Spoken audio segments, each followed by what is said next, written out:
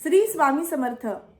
स्वामी कृपा ज्योतिषमध्ये मी भास्कराचार्य मंजुषा जोशी आपलं हार्दिक स्वागत करते. आज आपण मकर संक्रांती निमित्त माहिती घेण्यासाठी भेटलो आहोत. एका विशिष्ट विषयावरती, एक महत्त्वपूर्ण विषयावरती, महत्त्वपूर्ण सणाबद्दल माहिती घेणार आहोत. सर्वप्रथम आपणा सर्वांना इंग्रजी नववर्षाच्या मनपूर्वक हार्दिक शुभेच्छा. आणि याचबरोबर तुम्हाला या मकर संक्रांतीच्या दिवशी कोणती कार्य करायची आहेत, मकर संक्रांत कुठल्या वाहनावरती आलेली आहे, कुठल्या दिशेला जात आहे, कुठले वस्त्र परिधान केले आहेत, अशा अनेक प्रश्न असतील स्त्रीवर्गांचे. तर त्या प्रश्नांची उत्तरं आपण आज घेणार आहोत. शास्त्रोक्त पंचांगाच्या आधारावरती तुम्हाला ही माहिती घेऊन मी आज आलेली आहे. नक्कीच आपण ह्या माहितीचा लाभ घेणार आहोत. विनंतीपूर्वक सांगू इच्छिते, आजचा हा व्हिडिओ तुम्ही सुरुवातीपासून शेवटपर्यंत श्रवण करावा. आणि याचबरोबर महिला वर्गांना विशेष विनंतीपूर्वक सांगू इच्छिते की हा व्हिडिओ तुम्ही तुमच्यापर्यंतच न ठेवता तुमच्या इतर मैत्रिणींना, नातेवाईकांना हा शेअर करा. म्हणजे नक्कीच त्याही महिला भगिनींना व्यवसायाचा टायमिंग काय आहे किंवा या संपूर्ण वेळेमध्ये कोणती कार्य करायची आहेत, कोणती कृत्य केल्याने लाभ होणार आहे, ही सर्व माहिती प्राप्त होऊ शकेल. वर्षी संक्रांत 15 जानेवारी 2024 रोजी वार रविवार कृष्ण तृतीया, पौष कृष्ण तृतीया या दिवशी येत आहे. संक्रांत म्हणजे काय? मकर राशीमध्ये रविदेव ज्या वेळेपासून गोचर करण्यास सुरुवात करतील, ज्या दिवसापासून गोचर करण्यास सुरुवात करतात, त्या दिवसाला मकर संक्रांती असं म्हटलं जातं. संक्रांतीचा पर्वकाळ, पुण्यकाळ हा सूर्योदयापासून सूर्यास्तापर्यंत असतो. 14 जानेवारी 2024ला उत्तर रात्री 2:43 रविदेव हे मकर राशीमध्ये गोचर करण्यास सुरुवात करतील. आणि मग तेथून पुढे अर्थात आपण सूर्योदयापासनं, हिंदू धर्म संस्कृतीमध्ये सूर्योदयापासनं नवीन दिवस धरला जातो, म्हणून अर्थात आपण 15 तारखेला संक्रांत साजरी करणार आहोत. परंतु 14 तारखेला उत्तर रात्रीच 2:43 रविदेव मकर राशीमध्ये गोचर करण्यास सुरुवात करतील. 15 तारखेला आलेली ही संक्रांत जी आहे, त्या संक्रांतीचं वाहन आहे घोडा आणि उपवाहन आहे सिंह. घोड्यावर बसून संक्रांत उत्तर दिशेकडून दक्षिण दिशेकडे जात आहे, नैऋत्य दिशेला पाहत आहे. संक्रांतीने हळदीचा टिळा लावलेला आहे, काळे वस्त्र परिधान केलेले आहेत आणि भूषणार्थ तिने सोने परिधान केलेले आहे.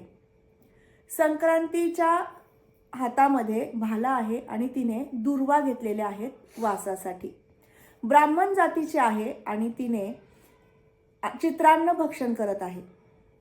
अशा या संक्रांतीच्या पर्व काळामध्ये तिची उपासना केल्याने किंवा या दिवशी तीळ मिश्रित स्नानाने, तीळ मिश्रित दानाने अतिशय महत्त्वपूर्ण पुण्य प्राप्त होतं. आणि हे पुण्य तुम्ही प्राप्त करून घ्यायचं आहे.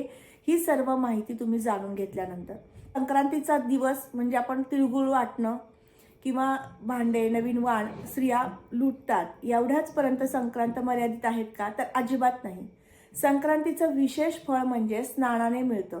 संक्रांतीच्या दिवशी तीर्थक्षेत्री जाऊन स्नान केल्याने मोठे पुण्य प्राप्त होते. जसं कुंभ स्नानाने प्राप्त होतं, तसं संक्रांतीच्या दिवशी सुद्धा तुम्ही जर नदीवरती, तीर्थक्षेत्रावरती जाऊन स्नान केलं तर तुम्हाला मोठं पुण्य प्राप्त होतं. म्हणून हा पुण्यकाळ म्हटला जातो. संक्रांतीचा पर्वकाळाला पुण्यकाळ असं म्हटलं जातं.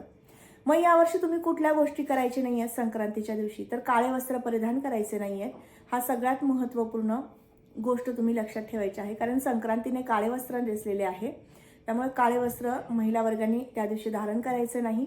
बाकी तुम्ही कुठल्याही रंगाच्या साड्या वापरू शकता. व्यवसायाचा टायमिंग जो आहे तो सूर्योदयापासून सूर्यास्तापर्यंत तुम्ही वसू शकता, वाण देऊ शकता. या दिवशी तीळ मिश्रित 5 प्रकारचं दान तुम्ही ब्राह्मणाला, गाईला आणि याचबरोबर तुम्ही सुवासिनी स्त्रियांना द्यायचं आहे. म्हणजे तुम्हाला सौभाग्य वृद्धी होतं असं म्हटलं जातं.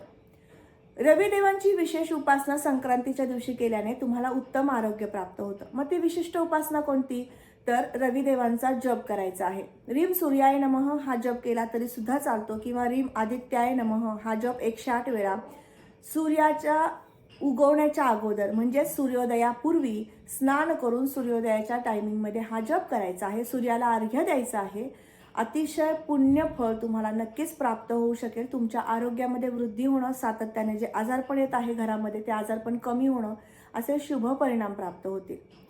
संक्रांतीचा जो पर्वकाळ असतो तो असतो पौष महिन्यामध्ये. त्यामुळे पौष महिन्यामध्ये लागल्यापासनं म्हणजे पौष महिना ज्या दिवशी सुरुवात होते त्या सुरुवातीच्या पहिल्या दिवसापासनं पौष महिना संपेपर्यंत मलमास पण याला म्हटलं जातं. या महिन्यामध्ये तुम्ही स्नान केलं एखाद्या तीर्थक्षेत्री जाऊन तर त्याचंही पुण्य मिळतं.